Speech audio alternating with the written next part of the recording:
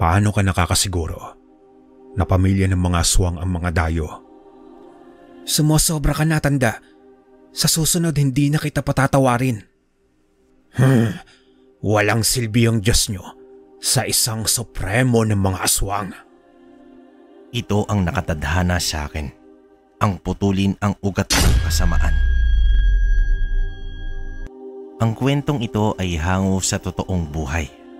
Nangyari sa taong 1981 sa lugar ng Batarasa, Palawan. Ang ibabahagi ko pong kwento ay mismong karanasan ko sa aking nakababatang kapatid na si Sixto. Itago niyo na lang po ko sa pangalang Julito.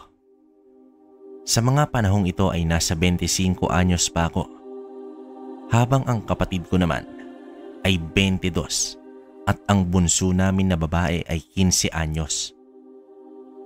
Medyo matagal na sundan itong si Sixto dahil labis na nahirapan sa panganganak sa kanya ang aming ina. Sa katunayan, 7 buwan pa lamang sa sinapupunan ay nailuwal na itong kapatid kong ito. Mabait naman itong si Sixto at maaasahan sa gawaing bahay. Subalit napakatamad mag-aral. Bata pa lamang kami ay mahilig na itong magbutingting ng kung ano-ano. Namumulot ng mga basura upang ikalakal kahit hindi naman ito kailangan, dahil kahit papaano ay binubuhay naman kami ng maayos ng aming mga magulang. Kaya naman laging napapagalitan itong si Sixto. Ano na naman yung mga basurang dinala mo dito sa bahay? Bakit ba ang tigas ng ulo mong bata ka? Wika naman dito ng aming ama. Ibibenta ko po yan, tay, para naman kumita ako. Bakit? Ginugutom ko ba kayo? Linis ng linis ang nanay nyo habang ikaw naghahakot ng mga walang kwentang bagay dito sa bahay. Itapon mo yan, kung hindi, ikaw ang itatapon ko. Mariing wika dito ng aming ama. Hinakot naman ng kapatid ang mga basura at dinala niya sa isang lugar na di kalayuan sa bahay. Doon niya ito inilagay sa ilalim ng puno ng mangga. Ang ikinabubuhay naman namin noon ay ang pagtatanim ng mais. Umi-extra din si tatay sa pangingisda kapag wala pang ani, habang ang aming ina ay naglalako ng mga ulam. Hindi man marangya ang aming pamumuhay, ay kumayod naman ang gusto ang aming mga magulang upang maibigay sa amin ang aming mga pangangailangan, lalo na ang edukasyon. Ngunit sadyang walang hilig sa pag-aaral itong si Sixto. Hindi naman mahina ang utak niya, kaya nasasayangan kami sa pagiging tamad niyang pumasok. Imbes kasi na nasa paaralan siya, ay nangangalakal ito ng basura. At bilang kuya niya, ako tuloy ang napapagalitan dahil hindi ko daw ito binabantayan. Sabay naman kaming pumapasok, pero lingid sa aking kaalaman, lumalabas pala ito bago mag-umpisa ang klase. Kaya naman habang lumalaki kami, ay nagkaroon ako ng sama ng loob sa kanya. Aminado ako na hindi naging maganda ang turing ko sa kanya noon. Gawa nga ng ako lagi ang sinisisi ng mga magulang namin kung bakit hindi siya nakakapag-aral ng mabuti. Hanggang may isang araw na gumabi na, ay wala pa rin si Sixto. Hinanap na namin siya sa buong baryo, pati sa kabilang lugar ay umabot na si tatay sa kakahanap. Umiiyak na rin si nanay sa tindi ng pag-aalala. Nang sumapit na ang gabi, ay sinubukan kong puntahan sa tambakan niya ng mga basura. Naroroon lang pala siya at natutulog.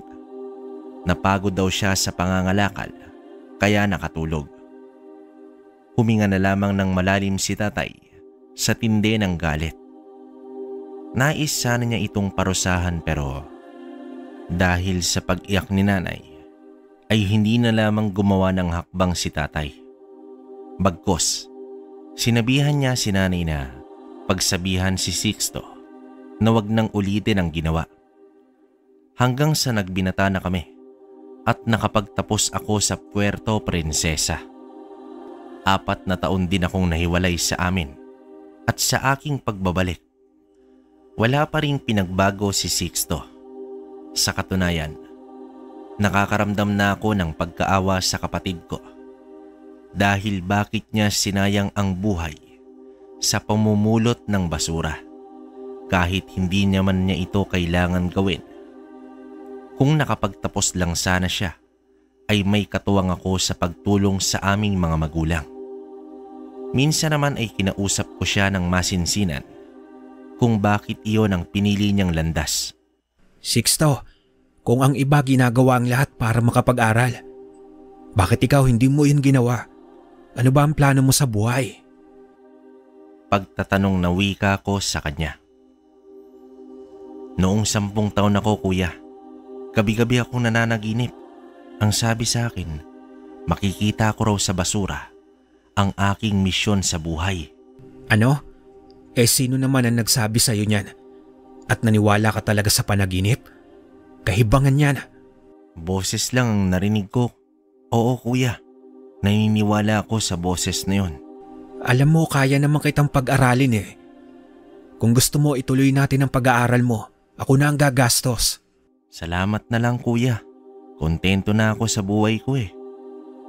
Napakamot na lang ako sa aking ulo. Iyon pala ang dahilan kung bakit niya ipinagpalit ang edukasyon sa pamamasura.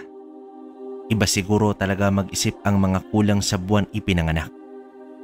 Gayunpaman, kapatid pa rin siya at responsibilidad ko. Kapag sahod ko, ay binibilhan ko siya ng damit at kung minsan ay pinapasyal ko din ang mga kapatid ko. Malaking tulong din naman sa bahay si Sixto. Siya halos ang gumagawa ng lahat. Yun nga lang, pagkatapos ng mga gawain ay namamasuran na naman siya.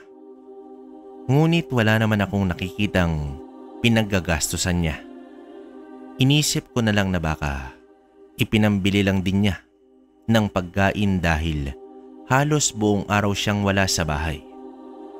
Gigising siya ng maaga, magsasalok ng tubig sa balon at pinupuno talaga ang mga lagayan ng balde ng tubig. Magsasaing, magluluto at madalas nauuna na siya sa pagkain. Naglilinis din siya ng bahay at matapos ng lahat ay aalis na ito. Parang may regular din siyang trabaho at pagkatapos ng takip silim o di kaya gabi na kung uuwi.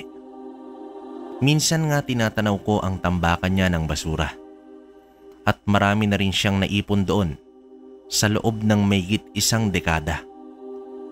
Napapailing na lamang ako sa tuwing napapatingin ako sa ilalim ng punong mangga. Hinahayaan na lamang siya ni tatay dahil kahit ganon ang kapatid ko ay hindi ito naging pabigat kahit kailan. Nagtataka rin ako dahil wala akong naalala na nagkasakit siya kahit minsan. Kapag may kukumpunuhin sa bahay, gaya ng sirang dingding o bubong, ay agad niyang nagagawa ng paraan. Kahit pa kaarawan niya, ay wala itong hinihingi na kahit na ano. At kapag sasapit ang kaarawan niya, ay masayang masaya itong si Sixto. Iyon ang pinakamasayang araw sa buhay niya. Madasalin din ang batang ito. May rosaryong nakasabit pa nga sa kanyang leeg noon pa man. Napulot at nilinis lang daw niya iyon. At kahit nagbinata na siya, ay naroroon pa rin. At buo pa ang rosaryo. Ang isang bagay pa na laging ginagawa ni Sixto ay ang bigyan kami ng regalo sa bawat kaarawan namin na ginawa niya mula sa mga basurang napupulot. Hindi mo nga maisip na sa mga basura iyon nagmula dahil sa ganda ng pagkakagawa. Minsan na rin siyang inaya ni nanay na ibenta ang mga gawa mula sa basura pero mas nanaisin pa niyang ibigay iyon sa may gusto kaysa ibenta. Masasabi kong walang halaga kay Sixto ang salapi. Sa ganoong pamumuhay namin ay naging masaya naman kami at wala gaanong pagsubok sa buhay. Siya rin ang kasangga ni tatay tuwing anihan at minsan tuwing mangingisda ang aming ama. Minsan isang araw, may nadaanan akong bagong bukas na karinderya. May nakabili na pala sa lumang bahay at naglagay ng karinderya ang bagong nagmamay-ari nito. Isang pamilya ang nakatira na may padre de pamilya na itago natin sa pangalang Luis. Nakakatuwa ang buong pamilya nila dahil nagtutulungan talaga ito sa kanilang mumunting negosyo. May 2 binatang anak at isang dalagita. Sila na rin ang nagsisilbi sa mga taong kumakain. Naisip ko tuloy na gumawa rin ng kainan kaysa maglako pa si nanay ng ulam.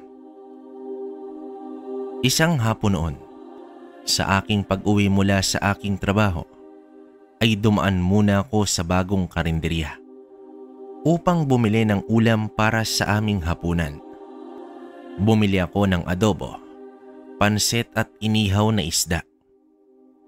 Sa aking paglalakad pauwi ay may nakasalubong akong matanda at kinabig niya ang mga supot ng ulam at ito'y tumilapon. Aba Manong, anong problema mo? Ay, pasensya ka na iyo. Hindi ko namang sinasadya, alam mo naman. Matanda na ako, medyo malabo na ang paningin ko. Aba ay magkano ba yan at babayaran ko na lang? Wika naman dito ng matanda. Ay huwag na ho, di bali na lang Manong. Matapos nun ay tumalikod na ako at umalis. Nasayang lang ang mga binili ko. Pagdating ko ng bahay, ay nabatid ni nanay ang nakasimangot kong muka. Inilahad ko naman sa kanya ang nangyari. Wag ko na lang daw yon pansinin. May natirang ulam pa naman siya na di naubos sa paglalako. Sa mga lumipas na araw, pansin ko ang padami ng padaming parokyano sa karinderya ni Manong Luis.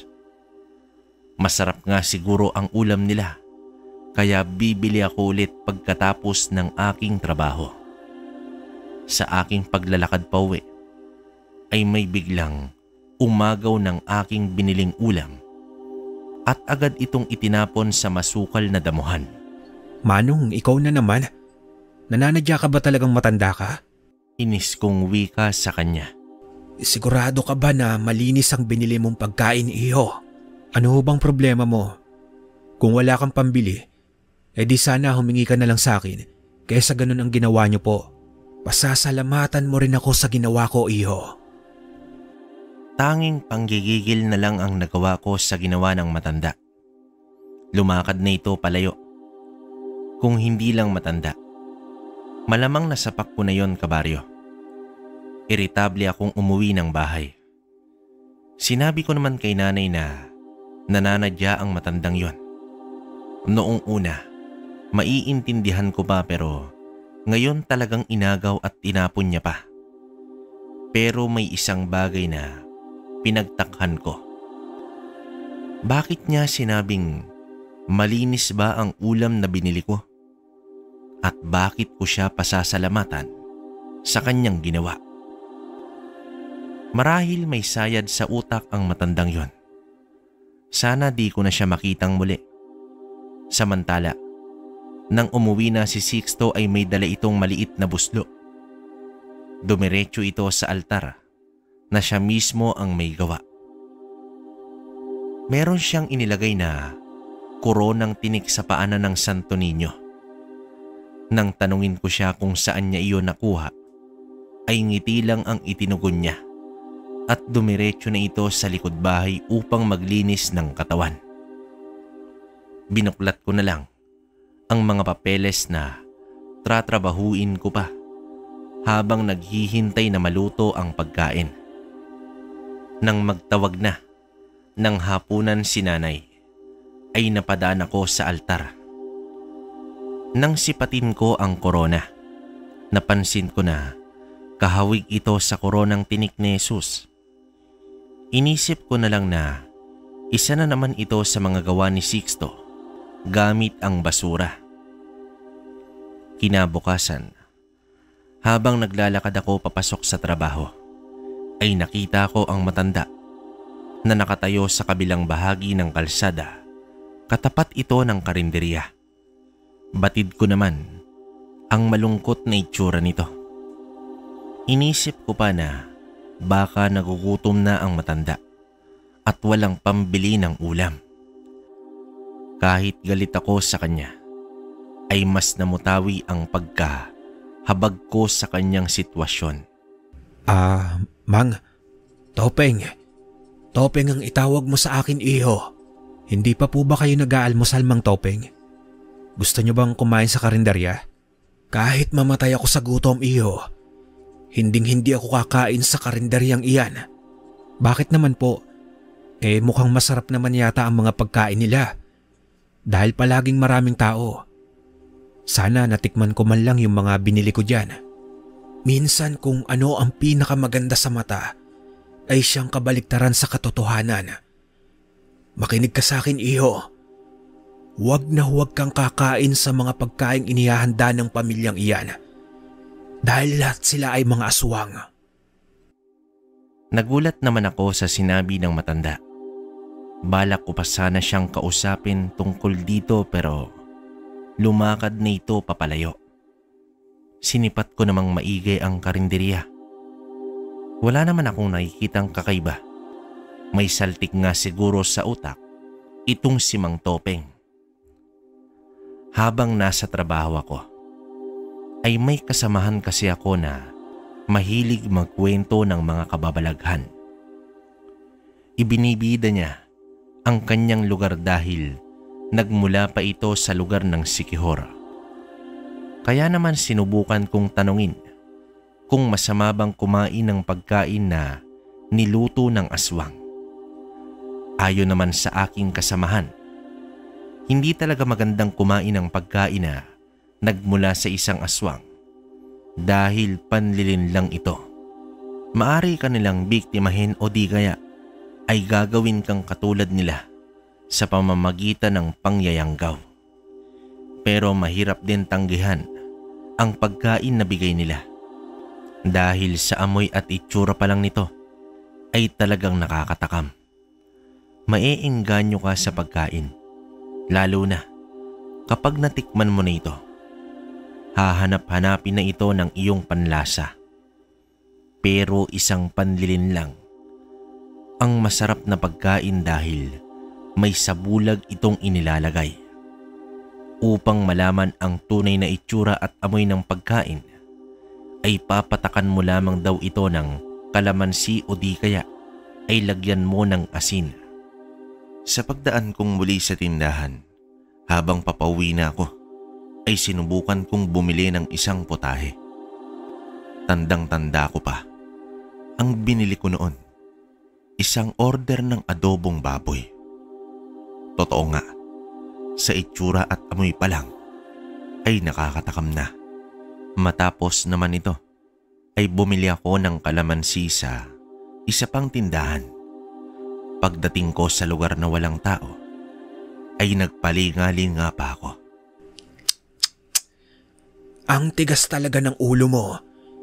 Di ba sabi ko sa'yo, huwag ka nang bumili sa karinderyang iyon. Nagkakamali po kayo, Mang Topeng. May nais lamang po akong patunayan.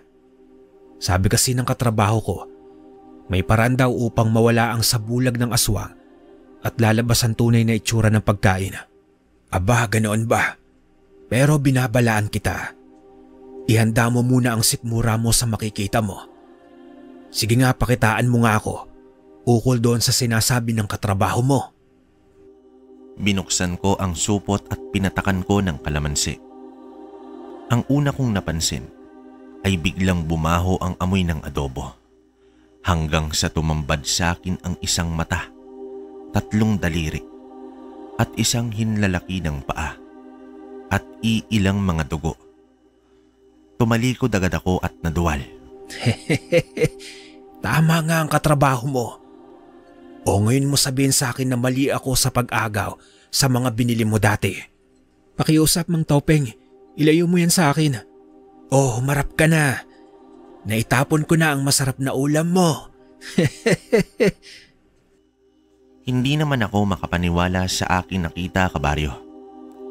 Ngayon ay naintindihan ko na ang matanda.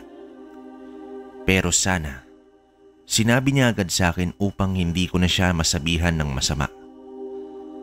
Sabay na kaming naglakad ni Mang Topeng at dito ko siya nakilala. Pasensya na po kayo noong nakaraan. Sino ba kasing mag-aakalang aswang pala ang pamilyang iyon? Maiba nga po ako, Mang Topeng. Ngayon lang kita nakita dito sa amin. Taga saan po ba kayo? Isa akong albularyo na walang permanenteng tirahan. Kung saan-saan lang. Pero nagmula pa talaga ako sa isla ng Bugsok. Nais ko sanang maglakbay sa Hilaga. Kaso may naramdaman akong kakaiba nang napadaan ako dito sa Batarasa. Ngunit bukod sa pamilya ng aswang, ay may kakaiba akong pangitaan sa lugar na ito. Isang binata na may hawak ng isang bagay na puno ng kabanalan. Binata ho at bagay na puno ng kabanalan. Ano po ang ibig ninyong sabihin? Isang binata na may hawak sa bagay na iyon na siyang makakagapi sa isang napakalakas na nilalang, ang supremo ng mga aswang. Si Mang Luis po ba ang tinutukoy ninyo, yung may-ari ng karinderya?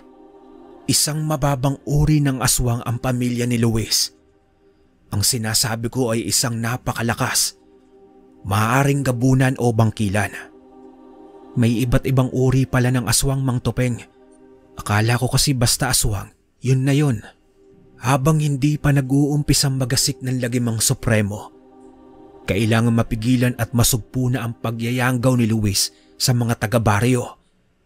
Kaya dapat ko nang mahanap ang binatang iyon.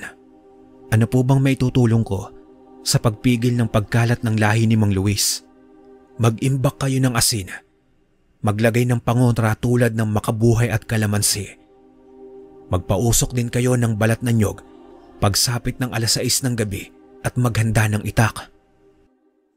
Matapos ang usapan ay nagpaalam na si Mang Topeng. Inaya ko siya na sa bahay na lang maghapunan. Ngunit tumanggi ang matanda. Sa susunod na lang daw. Muli niya naman akong pinaalalahanan sa mga dapat kong gawin sa pag-uwi ko ng bahay. Matapos akong makapagbihes ay tiningnan ko ang lagayan namin ng asin. Nasa kalahati pa ito sa garapong malaki. Agad naman akong nagpausok ng balat ng nyog. Tiningnan ko rin ang aming mga itak at luma na nga ang mga ito. Habang nakatayo ko sa harap ng aking pinapausok ay dumating naman si Sixto. Tinawag ko siya at inutusan kung maaari ba niya akong dalhan ng makabuhay at kalamansi upang itanim sa bakuran. Tumango naman ang aking kapatid. Alam kong makakapagdala siya nito bukas. Kahit yata ginto, kayang makakuha ni Sixto. Matapos ang aming hapunan ay kinausap ko sila. Inilahad ko sa kanila ang aking natuklasan tungkol sa bagong bukas na karinderya. Pati na rin ang tungkol kay Mang Topeng. Napakanot noon naman si tatay sa aking mga sinabi. Hindi siya naniniwala maliban na lamang daw kung may patunay ako. Tumanda na lamang daw siya sa aming lugar pero wala pa siyang nakitang aswang. Mahigpit ko ding pinaalalahanan si Sixto dahil kung saan-saan kasi ito nakakarating. Sinabihan ko naman siya na mas mabuting umuwi habang mataas pa ang araw. Eksaktong araw ng Sabado, kinabukasan, nagpasama ako kay Sixto na bumili ng mga itak at maraming asin. Kuya, yung pinapakuha mo pala sa akin. Gusto mo samahan mo ako sa pagkuha ng mga yon? Hindi ba tayo matatagalan yan? Aba, hindi kuya. Alam na alam ko kung saan tayo makakakuha ng makabuhay at kalamansi. Matapos naming mamili ng mga kailangan, ay binilhan ko na din ng mga damit si Sixto. Kilala pala siya sa nagtitinda ng mga damit sa palengke. Ayon sa babae, si Sixto daw ang kumukuha ng mga tira-tirang tela sa kanila. Gawa nga ng suki pala nila, ang aking kapatid ay binigyan ako ng diskwento nung nalaman ng babae na para kay Sixto ang mga damit na iyon. Napangiti na lamang ako dahil ayon pa sa babae, mabait na bata daw ang kapatid ko. Gayunpaman, nagtungo na kami sa lugar na sinasabi ng kapatid ko para kumuha ng itatanim na mga halaman. Umaabot ka pala hanggang dito, Sixto. Alam mo ba kahit minsan ay hindi pa ako nakarating dito? May mahahanap ka bang basura sa lugar na ito? Puro damo at mga halaman lang ang nandito. Wala nang kabahayan. Hindi lang naman puro basura ang hinahanap ko. May mga pagkakataon kasi na nakakakuha ko ng maganda at mahalagang bagay sa mga lugar na ganito. Ay nako, basta mag-iingat ka lagi ha. Mukhang maraming ahas sa lugar na ito. At saka yung bilin ko sa'yo na huwag magpagabi. Sa ilang minuto pa ay nakakuha na kami ng makabuhay at kalamansi. Ilang peraso din ang makabuhay at mga bagong sibol na mga kalamansi. Kuya, para saan ba to? Ayon kay Mang Tupeng, mabisang pangontra daw ito sa mga aswang. Nako kuya, hindi na natin kailangan to. May proteksyon na ang bahay natin. Kahit demonyo, hindi makakalapit o makakaapak man lang sa ating bakuran. Teka, ano ba yung sinasabi mo? May proteksyon na tayo sa bahay? Hindi lang proteksyon kuya, kundi panlaban pa sa mga masasamang nilalang. Mamaya, pag uwi natin ipapakita ko sa iyo ang bagay na sinasabi ko. Bumili na rin kami ng isda upang iulam sa pananghalian. Habang nagluluto pa si nanay, ay dinala ko ni Sixto sa silid namin. Doon niya ipinakita sa akin ang isang koronang tinik. Ayon sa kanya, sa matagal na panahon ay muling bumalik sa panaginip niya ang mahiwagang boses at sinabi ang lugar kung saan niya matatagpuan ang koronang tinik. Kinuha niya ito sa isang kuweba sa eksaktong 3:00 ng hapon. Kinuha ni Sixto ang korona na nasa loob ng kuweba. Sa ganung oras din ay lumitaw sa ibabaw ng nakaumbok na lupa ang korona na agad namang kinuha ni Sixto. Ayon pa sa boses, mula sa kanyang panaginip, pangontra at panlaban daw ito sa mga masasamang uri ng nilalang. Naku naman Sixto, ano na naman yung pinagsasasabi mo? Paano ipanglalaban ng korona sa mga aswang? Susugatan sa pamamagitan ng mga tinik nito? Hindi mo ko naintindihan kuya. Kailangan may patong sa ulo ng nilalang ang koronang ito upang tuluyan siyang magapi. At sa tingin mo ba, basta-basta mo lang ito mailalagay sa ulo ng aswang? Tiwala lang kuya. Makukuha rin ng susi upang matalo ang kadiliman. Ala sige, ikaw na bahala. Mas mabuting kumain na muna tayo. Kanina pa ako nagugutom. Sa araw na iyon ay hindi ko na pinaalis itong si Sixto. Kaya naman nagpaalam siya na doon na lamang siya sa kanyang tambakan.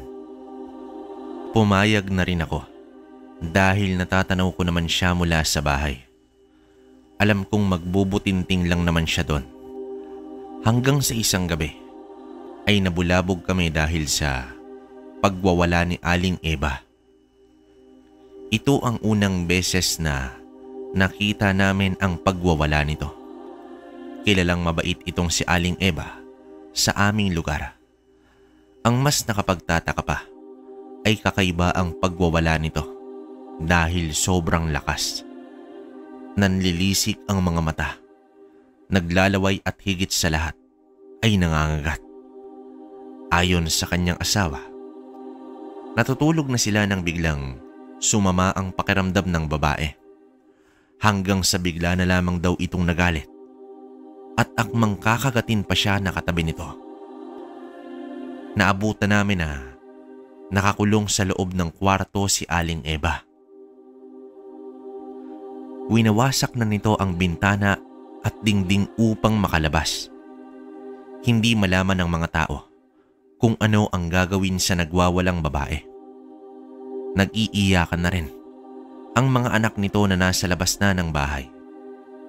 Nang biglang nawasak ang bintana at lumusot si Aling Eva. Napapatras na kami sa kakaibang itsura nito. May mga pamalo na rin kinuha ang iilan. Hindi naman ito makalapit dahil sa mga sulong ginawang depensa ng mga tao. Hanggang sa may naghagis ng lubid dito at agad pinagtulungan na gapusin ang babae. Nasa 5 kalalakihan na ang pumigil dito dahil sobrang napakalakas ni Aling Eva. Nagpasya ang asawa nito na itali ito sa may kamalig. Binusalan na rin ang bibig nito. Baka raw kasi may makagat pa. Parang nasisiraan na ng bait at nasasaniban itong si Aling Eva. Nang maitali na nila ito ng mahigpit, ay nagsialisan na rin kami. Kinabukasan, nabalitaan na lang namin na bumalik na sa normal si Aling Eva. Hindi pa raw nito matandaan ang nangyari kagabi. Muli namang nagpakita sa akin si Mang Topeng. At ayon sa matanda, nag-umpisa na ang paglaki ng yanggaw sa mga katawan ng mga madalas nakakakain sa karinderya ng mga aswang.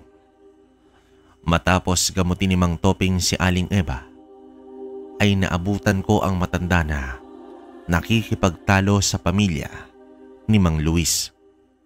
Anong problema mo, matanda ka? Bakit mo kami pinagbibintangan na aswang? Paninirang puri ang ginagawa mo. Kung ayaw mong magkasubukan tayo, Luis, lumabas na kayo dito. Isa kang baliw, tanda.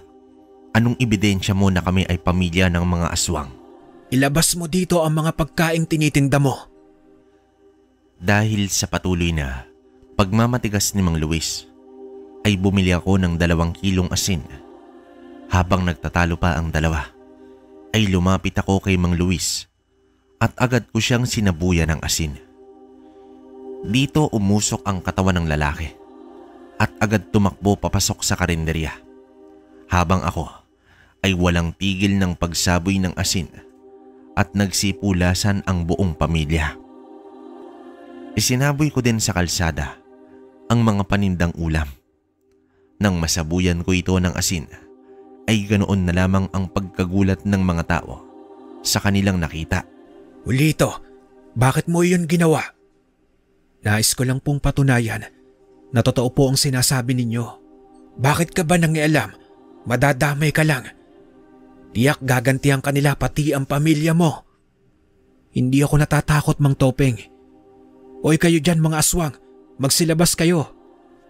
Paghahamon ko sa mga aswang at kitang-kita ko ang mga nanlilisik na mga mata ng buong pamilya habang nakatitig ito sa akin. Ewan ko ba, kabaryo, pero sa pagkakataong iyon ay kumapit ako sa sinabi sa akin ni Sixto tungkol sa koronang tinik. Hinila ko ng matanda palayo sa bahay ng mga aswang at kinausap ng matanda ang mga tao kung sino ang mga nakakain na sa karinderya. At silang lahat ay nagsabing nakakain na sa karinderya ng mga aswang. Kinuha ni Mang Topeng ang mga garapa ng kanyang langis na nasa kanyang bayong. Ibinigay iyon isa-isa sa mga tao at ipinainom. Makalipas lamang ang ilang minuto, ay nagsipagsuka ang mga tao. Ayon pa sa matanda, hindi pa raw buo ang yanggaw sa katawan ng mga tao, kaya nadadala pa ito sa paunang lunas. Inaya ko naman si Mang Topeng sa bahay upang pagplanuhan ang posibilidad na pag-atake ng mga aswang sa aking pamilya. Sa paghawak pa lang ng aming bakod ay natigilan itong si Mang Topeng. Tara na po sa bahay, Mang Topeng. Bakit po kayo nakatulala lang dyan? Diyos ko po, ito na ba? Ito na ba ang nasa aking pangitain? Julito, ikaw nga ba ang binatang iyon? Ano po? Ano pong sinasabi mo? Marahan kaming pumasok sa bahay. Habang gulat pa rin ang mukha ni Mang Topeng na animoy may hinahanap sa loob ng bahay. Hindi na nga nito alintana ang pagpapakilala ko sa kanya, sa aking mga magulang. Patuloy sa dahan-dahan na paglalakad si Mang Topeng hanggang sa umabot na ito sa may altar. Manghang-mangha ang itsura ng matanda nang masilayan ang koronang tinik ni Sixto. Napaluhod na lamang ang matanda. Nang may masmasa na, sa nararamdaman ay doon na kami nag-usap sa may sala. Kung hindi ikaw ang binata sa aking pangitain, sino? May ibang binata pa ba dito? Opo, ang nagmamay-ari po ng koronang tinik, ang aking kapatid na si Sixto. Nasaan na siya? Naku, yung batang yun talaga oh. Sinabing huwag nang magpagabi. Hayaan niyo po, Mang Topeng, darating din iyon. Sumingit naman sa amin si tatay dahil wala itong naiintindihan sa mga nangyayari. At inumpisahan ko ang pagkwento simula sa nangyaring engkwentro kanina sa bahay ni Mang Luis at ang kwento ng koronang tinik hanggang sa dumating na si Sixto. Tumayo ang albularyo nang masilayan ang kapatid ko. Ikaw nga! Ikaw ang binata sa aking pangitain. Kumunot naman ang noo ni Sixto at buong akala ko ay mag-uumpisa na naman akong ipaliwanag ang lahat hanggang sa nagsalita na ang aking kapatid. Ikaw bang albularyong may tangan ng mutya ng salsagan? Tumango naman dito ang matanda at dito na inilahad ni Sixto na matagal na din pala niyang hinahanap itong si Mang Topeng dahil ito daw ang itinuturo sa kanyang panaginip na pagbibigyan niya ng koronang tinik. Subalit hindi naman mawari ng matanda, pati ni Sixto kung bakit ibibigay niya sa matanda ang korona. Pero hindi na nila iyon pinagtuunan pa ng pansin, kundi kung papaano masupil ang pamilya ni Mang Luis. Nagmungkahi naman si Sixto na hintayin na lang ang mga aswang na bumisita sa kanilang bahay. Hindi naman sumang-ayon si tatay dito, pero sinuportahan naman ni Mang Topeng ang mungkahi ng aking kapatid. Sigurado ba kayo sa plano nyo?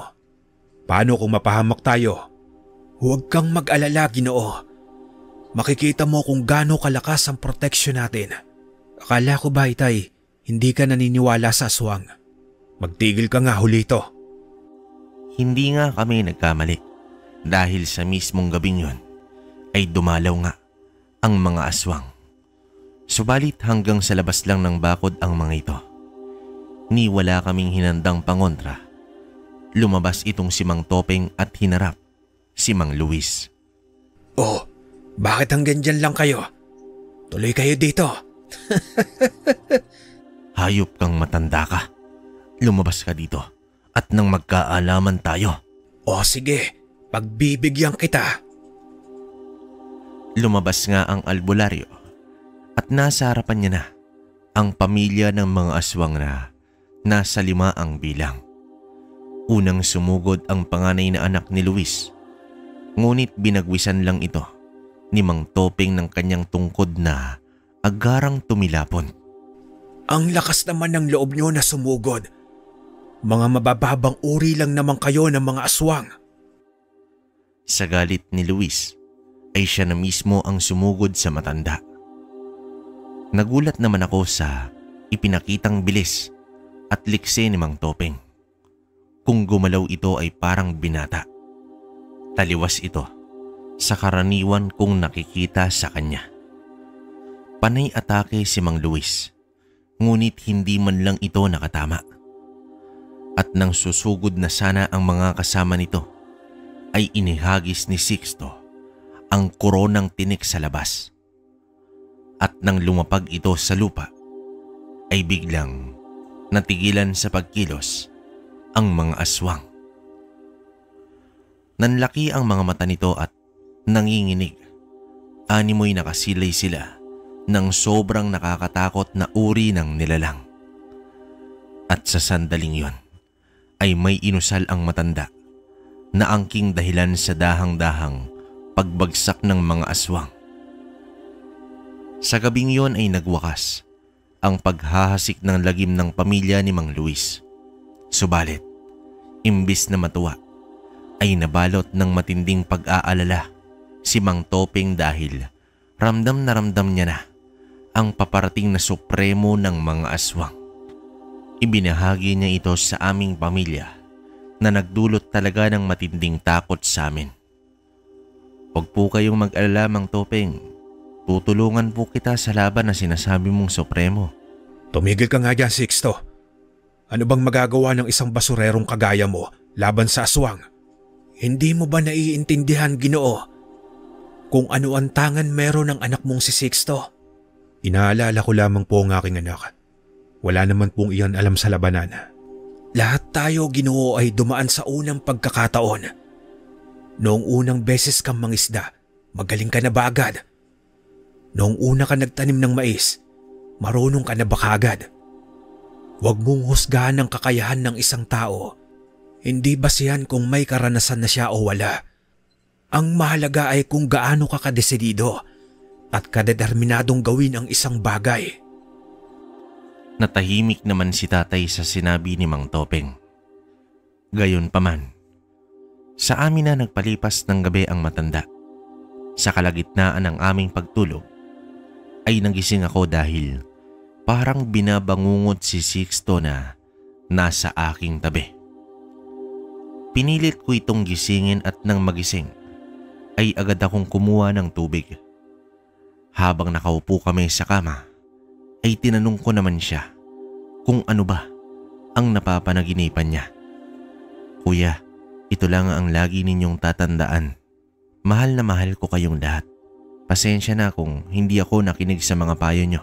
Pero ito na kasi ang nakatadhana para sa akin. Hindi ko man lubos na maintindihan ang pahayag ni Sixto, ay tumango na lamang ako.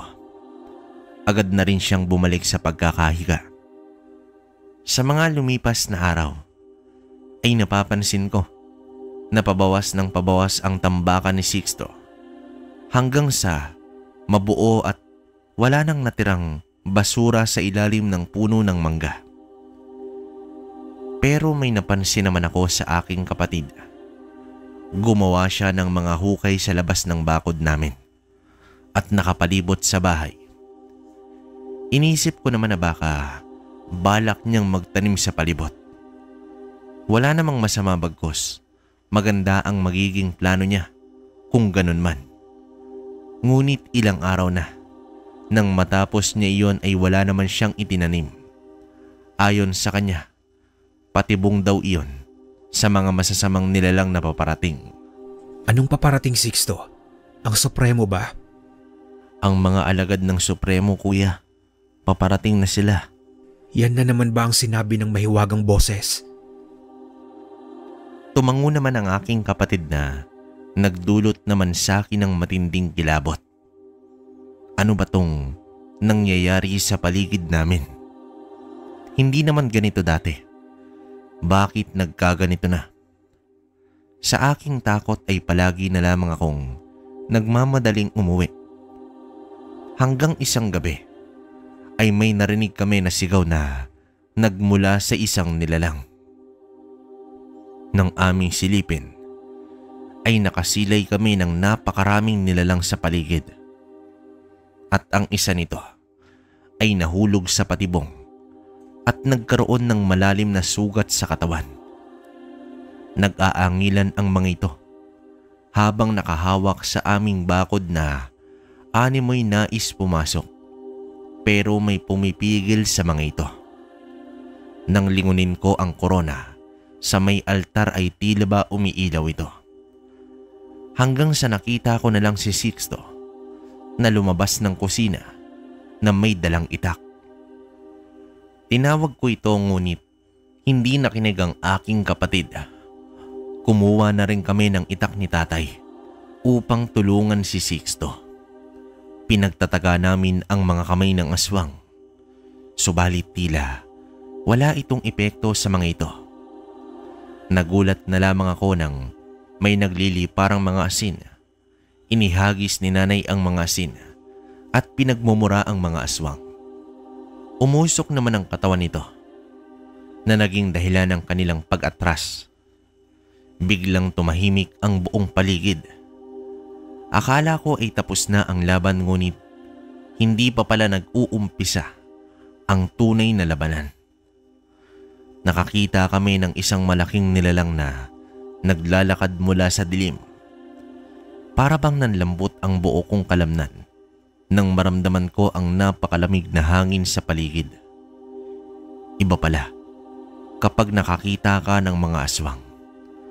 Namamanhid ang aking muka at nangangatog ang tuhod sa takot.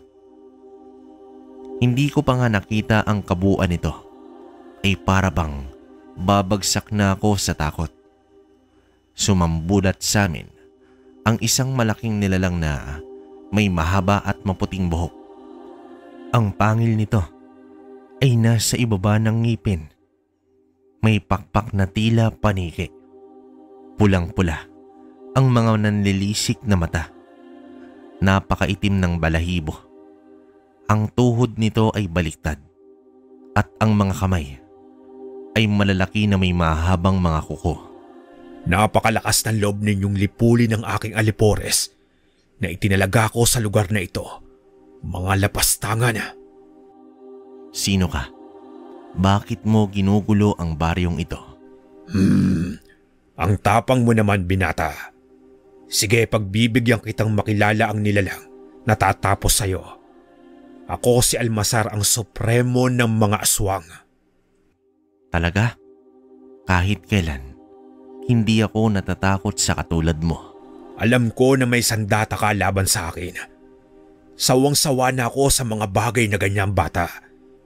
Tignan natin kung hanggang saan ang kapangyarihan ng inyong sinasamba. Nagsilabasa naman ang mga alipores ng Supremo. Lumabas na ng bakod ang aking kapatid, hawak-hawak ang isang itak. Sa pagsugod ng mga aswang ay biglang nagsiliparan ang mga ito. Sixto, balik sa loob! Hindi mo kakayanin ang mga iyan. Hindi, Mang Topeng. Sasamahan kita. Sumugod na naman ang mga aswang dahil sa aking pag-aalala ay kumuha ko ng maraming asin at ganoon na rin ang aking mga magulang. Inihagis namin ito sa mga aswang at malaki ang nagawa nito upang mapaslang nila Sixto ang iilang aswang. Napagtanto na yata ng Supremo na napangibabawan na ang kanyang mga alipores at umusad na ito at mas lumapit pa sa amin. Winasak nito ang bakod na gawa lamang sa kawayan.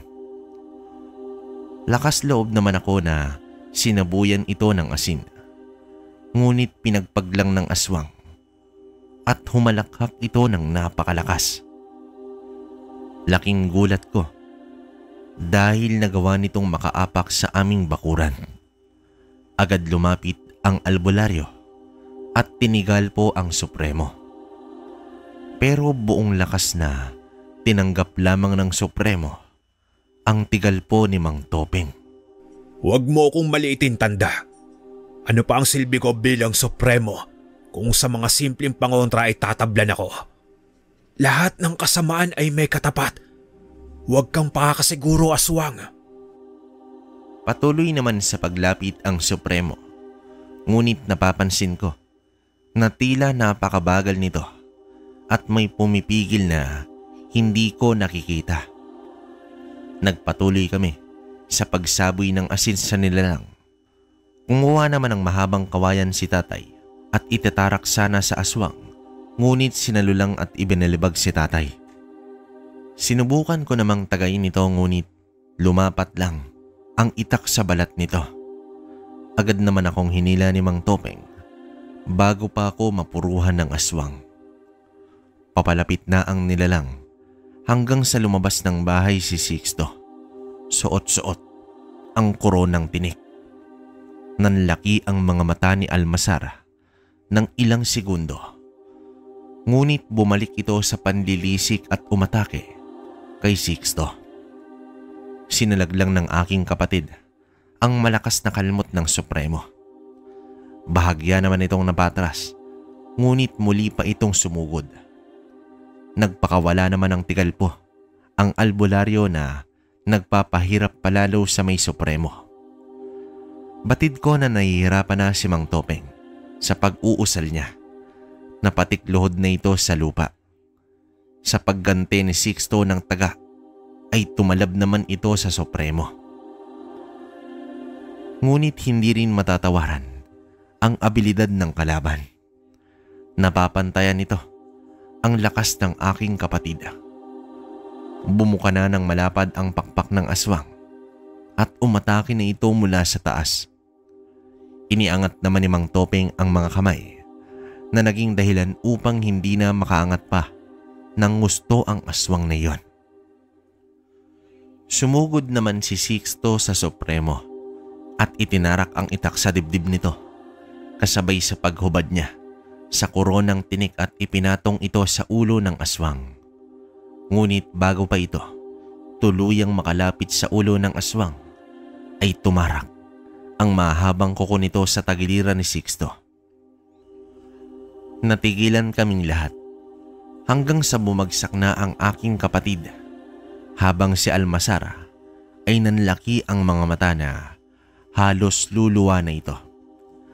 Nagsilabasan ang mga ugat sa katawan at isa-isang pumutok ito. Nang biglang lumiwanag ang korona, umangil ng napakalakas itong si Almasara. At dito nagsipulasan ang kanyang mga alipores.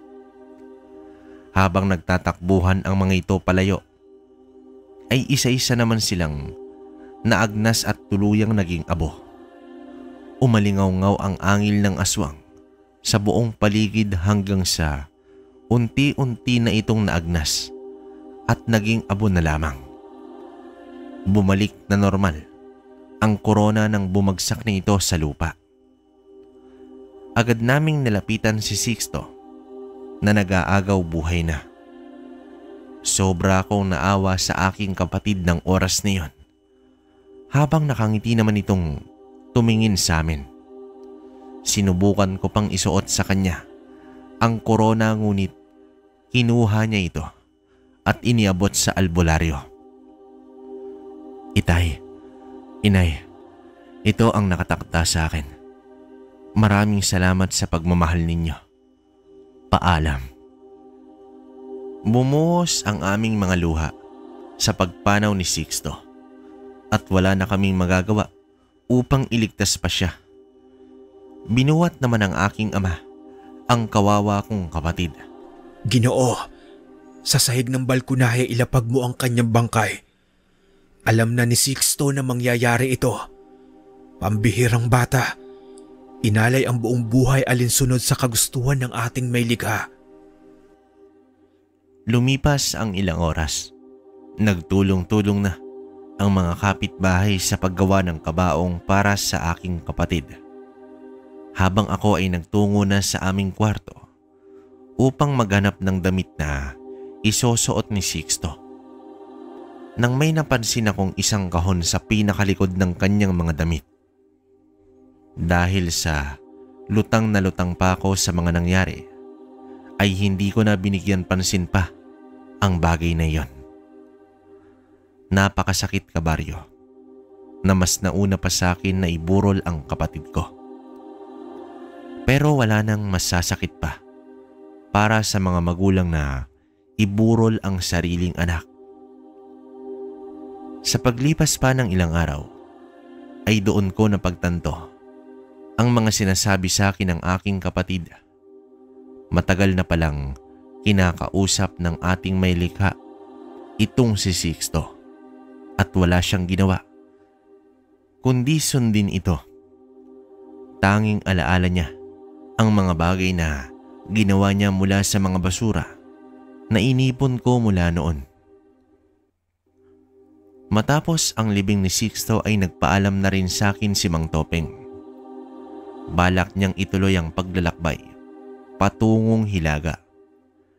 Inabot niya sa akin ang maliit na bayong kung saan nakapaloob dito ang koronang tinik. Subalit hindi ko yon tinanggap. Gaya nga ng sinabi sa amin ni Sixto, nakatadhana ang koronang tinik sa kamay at sa pangangalaga ni Mang Topeng. Hindi pala nagkataon na mapadpad lang ang matanda sa aming lugar dahil nakatadhana na palang magtagpo sila ng aking kapatid. Maraming salamat, Mang Topeng. Sana magtagumpay ka sa iyong paglalakbay. Walang anuman, Julito. At maraming salamat din, lalong-lalo na sa kapatid mo. Pangako gagamitin ko ang koronang tinik sa layunin nito at gagawin ko ang lahat upang pigilan at wakasan ang pag-iral ng kasamaan sa mundo. Napakasakit, Mang Topeng. Pakiramdam ko hindi ako naging mabuting kapatid kay Sixto. Kung may babalik ko lang sana ang mga panahon, kaso napaka-imposible na nito. Isang araw, matapos ang kanyang libing, ay napansin ko ang mga tumubong mga bulaklak sa dating lugar ng kanyang imbakan. Napangiti na lamang ako hanggang sa sumagi sa isip ko ang isang kahon na nakita ko noon. Muli ko itong tiningnan at may nakaukit sa takip nito na para sa aking pamilya. Nang buksan ko ang kahon, ay limpak-limpak na salapi ang nasa loob nito. Kaya pala kahit minsan ay hindi ko nakitaan si Sixto na may binili para sa kanyang sarili dahil inipon niya pala lahat ng kanyang kinita simula pa noong 10 taong gulang pa lamang ito. Napaluhan na lamang ako ng gusto sa sakripisyo sa amin ng aking kapatid. Sa kabila ng mga bulyaw ni tatay sa kanya, na wala siyang silbi at puro basura lamang ang dala nito, ay nagkakamali pala si ama. Ang mga salaping iyon ay ginamit namin upang maging mas maayos ang aming tahanan at binili na rin namin ang lupang kinatatayuan ng malaking puno ng mangga kung saan naging tambakan ito dati ni Sixto bilang pagbibigay halaga sa kanyang mga alaala. Masakit man ang mawala ng kapatid pero hindi pala nasayang ang maiksing pananatili ni Sixto dito sa mundo. Sunod-sunod rin ang pagbisita ng mga tao at nagbibigay patunay sa kagandahang loob ng aking kapatid. Labis ko namang pinagsisisihan ang mga panahong hindi ko siya binigyan ng mas mahabang oras upang makasama ng matagal. Kahit nasa ibang lugar na ako ngayon, kabaryo, ay taon-taon ko pa rin binabalikan ang aking kapatid sa tuwing kaarawan niya kung saan ito ang kanyang pinakamasayang araw.